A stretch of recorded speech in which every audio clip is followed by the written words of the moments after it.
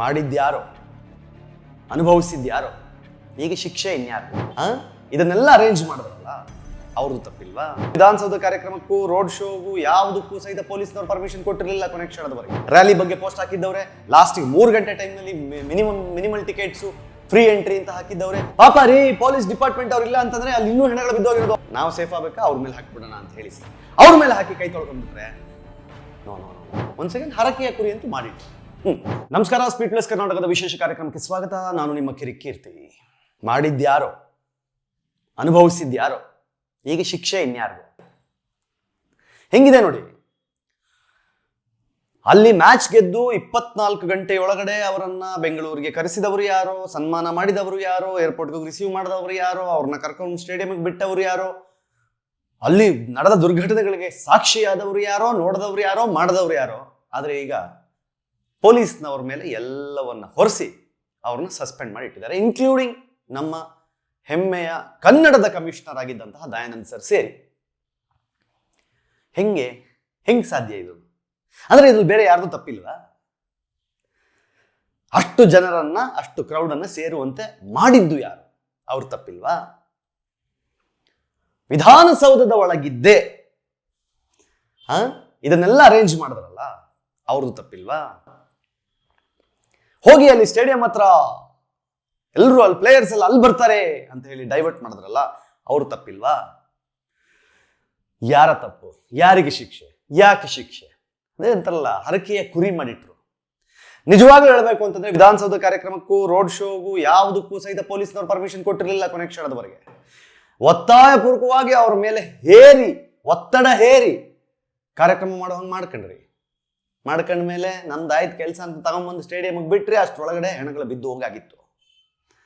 ಈಗ ನಮ್ದೇನು ತಪ್ಪಿಲ್ಲ ಅಂತ ನಗಾಡ್ಕೊಂಡು ಪ್ರೆಸ್ ಮೀಟ್ ಮಾಡಿ ನೀಟಾಗಿ ಪೊಲೀಸ್ನವ್ರ ಮೇಲೆ ಹಾಕ್ಬಿಟ್ಟು ಅವ್ರನ್ನೆಲ್ಲ ಸಸ್ಪೆಂಡ್ ಮಾಡ್ತಾ ಇದ್ದೀವಿ ಅಂತ ಹೇಳ್ತೀರಿ. ಪಾಪ ರೀ, ಕನ್ನಡದ ಕಮಿಷನರ್ ಅಂತ ನಾನು ಹೇಳ್ತೀನಿ, ದಯಾನಂದ್ ಸರ್. ಪಾಪ ಅವ್ರು ಇವಾಗ ಇನ್ನೇನು ಅವರೇ ರಿಸೈನ್ ಮಾಡಿ ಹೋಗ್ಬೇಕಾಗಿತ್ತು, ಅಂದ್ರೆ ಮುಗಿಬೇಕಾಗಿತ್ತು. ಸೊ ಅಂತಹ ಸಮಯದಲ್ಲಿ ಅವ್ರನ್ನ ಸಸ್ಪೆಂಡ್ ಮಾಡಿ ಈಗ ನೆಕ್ಸ್ಟ್ ಪಾಪ ಅವ್ರಿಗೆ DIG ಆಗೋ ಚಾನ್ಸಸ್ ಇತ್ತು, ಅಂದ್ರೆ ನೆಕ್ಸ್ಟ್ ಒಂದು ಪ್ರಮೋಷನ್ಗೆ ಕಾಯ್ತಾ ಇದ್ರು ಅವರು. ಅಂತಹ ಸಂದರ್ಭದಲ್ಲಿ ಇಂತಹ ಒಂದು ಅವಮಾನವನ್ನ, ಇಂತಹ ಒಂದು ಕಪ್ಪು ಚುಕ್ಕೆಯನ್ನು ಅವ್ರ ಮೇಲೆ ಇಟ್ಟು ಕಳಿಸಿದ್ರಿ. ಕಬ್ಬನ್ ಪಾರ್ಕ್ ಇನ್ಸ್ಪೆಕ್ಟ್ರು ಗಿರೀಶ್ ಅವ್ರು ಇರ್ಬೋದು, ನಮ್ಮ ACP ಬಾಲಕೃಷ್ಣ ಸರ್ ಇರ್ಬೋದು, ವಿಕಾಸ್ ಸರ್ ಇರ್ಬೋದು, ಏನ್ರಿ ಮಾಡಿದ್ರು ಅವರೆಲ್ಲ? ತಪ್ಪೇನಿದೆ ಅವ್ರದ್ದು ಹೇಳಿ? ಅವ್ರದ್ದು ಏನ್ ತಪ್ಪಿದೆ ಇದರಲ್ಲಿ? ರಾಜಕಾರಣಿಗಳಿಗೆ ನಾನು ಅವ ಸ್ಟೇಜ್ ಮೇಲೆ ಅವತ್ತು ರಾಜಕಾರಣಿಗಳು ಮಾತ್ರ ಅಲ್ಲ, ಅವ್ರು ಇಡೀ ಕುಟುಂಬ, ಫ್ಯಾಮಿಲಿ ಎಲ್ಲರೂ ಇದ್ರು. ಅವ್ರಗಳಿಗೆ ಫುಲ್ ಪ್ರೊಟೆಕ್ಷನ್ ಅಲ್ಲಿ ಸೆಲ್ಫಿಗಳನ್ನು ಕೊಡಿಸಲಾಯ್ತು. ಒಂದ್ಸಲಿ ದೂರದಿಂದ ಕೊಯ್ಲಿಂಗ್ ನೋಡ್ಬೇಕು ಅಂತ ಬಂದವ್ರ ಪ್ರಾಣ ಹೋಯ್ತು. ಯಾರ ಹೊಣೆ ಮಾಡ್ಬೇಕೀಗ? ತಮ್ಮ ತಪ್ಪುಗಳನ್ನು ಮುಚ್ಕೊಳ್ಳಿಕ್ಕೆ, ತಮ್ಮ ಇದನ್ನ ಸರಿ ಮಾಡ್ಕೊಳ್ಳಿಕ್ಕೋಸ್ಕರ ಇವತ್ತು RCB ಮ್ಯಾನೇಜ್ಮೆಂಟ್ನ ಕೆಲವರನ್ನ ಅರೆಸ್ಟ್ ಮಾಡಿದ್ದೀರಿ. ಆಯ್ತು, ತಪ್ಪಿದ್ಮೇಲೆ ಅವರು ಮಿಸ್ಗೈಡ್ ಮಾಡಿದ್ರು, RCB ಮಿಸ್ಟೇಕ್ ಆಗಿದೆ. ಏನಪ್ಪಾ ಅಂತಂದ್ರೆ ರ್ಯಾಲಿ ಬಗ್ಗೆ ಪೋಸ್ಟ್ ಹಾಕಿದ್ದವ್ರೆ, ಲಾಸ್ಟಿಗೆ 3 ಗಂಟೆ ಟೈಮ್ನಲ್ಲಿ ಮಿನಿಮಲ್ ಟಿಕೆಟ್ಸು, ಫ್ರೀ ಎಂಟ್ರಿ ಅಂತ ಹಾಕಿದ್ದವ್ರೆ. ಅವ್ರ ಮಿಸ್ಟೇಕ್ಸ್ ಇದೆ, ಅವ್ರನ್ನ ಹಾಕಿ ರುಬ್ಬಿ ಸೆಕೆಂಡ್ರಿ. ಪೊಲೀಸ್ನವ್ರು ಏನ್ ಮಾಡಿದ್ರು? ಪೊಲೀಸ್ನವ್ರದ್ದು ಏನ್ ಮಿಸ್ಟೇಕ್ ಇದೆ ಅಲ್ಲಿ? ಎಲ್ಲಿ ಎಷ್ಟು ಸಿಬ್ಬಂದಿಯನ್ನ ನಿಭಾಯಿಸಬೇಕು, ನಿಯೋಜಿಸಬೇಕು, ಎಲ್ಲವೂ ನಿಮ್ದೆ ಹೇಳಬೇಕಾಗಿತ್ತು, ನಿರ್ಧಾರ ಮಾಡಿ. ಯಾಕೆ ಅಲ್ಲಿಂದ ಸ್ಟೇಡಿಯಂ ಅಲ್ಲಿ ಪ್ರೋಗ್ರಾಮ್ ನಡೆಯುತ್ತೆ ಅನ್ನೋದನ್ನ ಅಧಿಕೃತವಾಗಿ ಸರ್ಕಾರವೇ ಹೇಳಿರ್ಲಿಲ್ವಾ? ವಿಧಾನಸೌಧದ ವೇದಿಕೆಯಲ್ಲಿ ಸ್ಟೇಡಿಯಂ ಬಗ್ಗೆ ಮಾತಾಡಿರ್ಲಿಲ್ವಾ? ಇವಾಗ ಪರ್ಮಿಷನ್ ಇಲ್ದ ಕಾರ್ಯಕ್ರಮ ಮಾಡ್ಬಿಟ್ರು ಅಂತೇಳಿ KSA ಮೇಲೆ, RCB ಮೇಲೆ. ಓಕೆ ಸರ್, ಅವ್ರೇನೋ ಮಾಡಿದ್ರು, ನೀವು ಸಹಿತ ಮಾಡಿದ್ರಲ್ಲ, ಒಂದೇ ದಿನ 2 ಕಾರ್ಯಕ್ರಮಗಳನ್ನು ಮಾಡಿ ಅಂತ ಯಾರು ಹೇಳಿದ್ರು?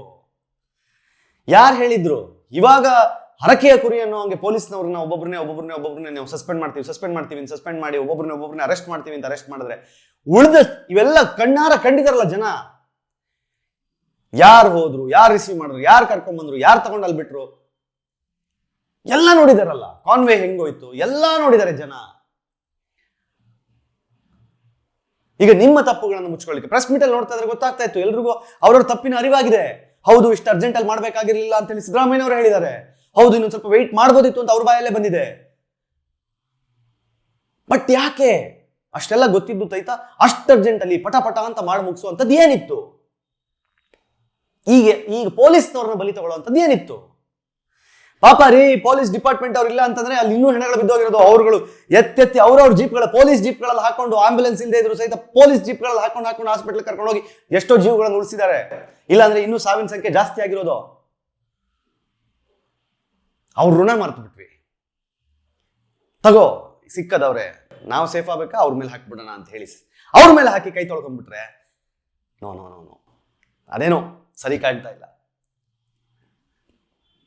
ನಿನ್ನೆ ರಾತ್ರಿ ಮನೆಯಿಂದ ಹೋಗುವಾಗ ಕಮಿಷನರ್ ಆಗಿ ಹೋದವರು, ರಾತ್ರಿ ಆಗೋದ್ರೊಳಗಡೆ ನೀವು ಕಮಿಷನರ್ ಅಲ್ಲ, ಬೇರೆಯವ್ರು ಬಂದು ರಾತ್ರಿ ಕಮಿಷನರ್ ಆಗ್ಬಿಡ್ತಾರೆ ಅಂತಂದಾಗ ಹೊಟ್ಟೆವ್ರಿ ಇತ್ತಲ್ವಾ ಯಾರಿಗಾದ್ರು.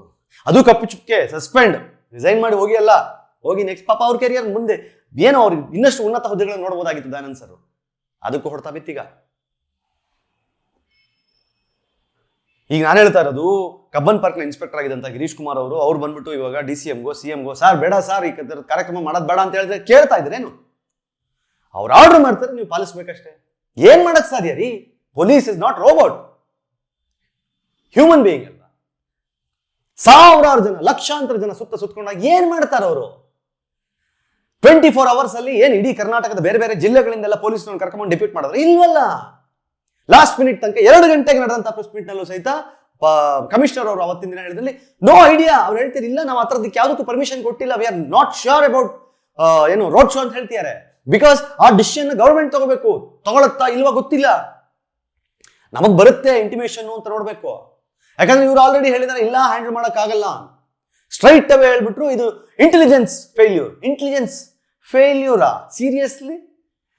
ಓಕೆ, ಫೇಲ್ಯೂರ್ ಅನ್ನೋದು ನಿಜಾನೇ, ಬಟ್ ಇಂಟೆಲಿಜೆನ್ಸ್ ಎಲ್ಲಿ ಸ್ವಾಮಿ? ನಮಗೊಂದು ಸಣ್ಣ ಇಂಟೆಲಿಜೆನ್ಸ್ ಇದ್ರೆ ಸಾಕು.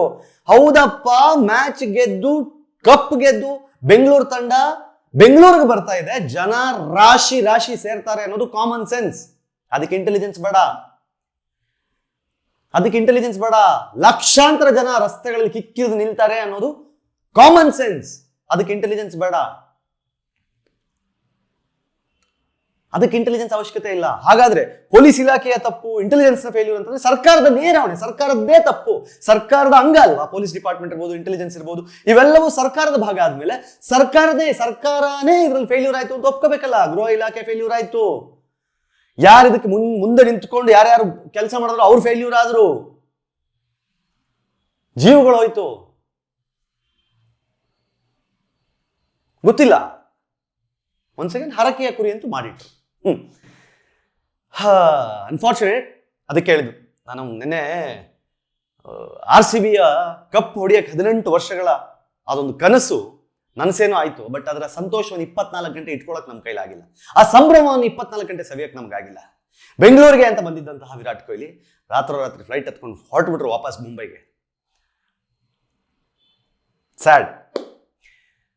ಪೊಲೀಸ್ನವರನ್ನ ಈ ವಿಚಾರದಲ್ಲಿ ಸಸ್ಪೆಂಡ್ ಮಾಡೋದ್ರ ಬಗ್ಗೆ ನಿಮ್ಮ ಅಭಿಪ್ರಾಯ ಕಮೆಂಟ್ ಮಾಡಿ ಹೇಳಿ. ನೋಡ್ತಾ ಇರಿ ಸ್ಪೀಡ್ ಪ್ಲಸ್ ಕರ್ನಾಟಕ. ಇದು ನಿಮ್ಮಿಂದ ನಿಮಗಾಗಿ, ನಿಮಗೋಸ್ಕರ. ಮತ್ತೆ ಸಿಗ್ತೀನಿ. ನಮಸ್ಕಾರ. Speed plus Karnataka.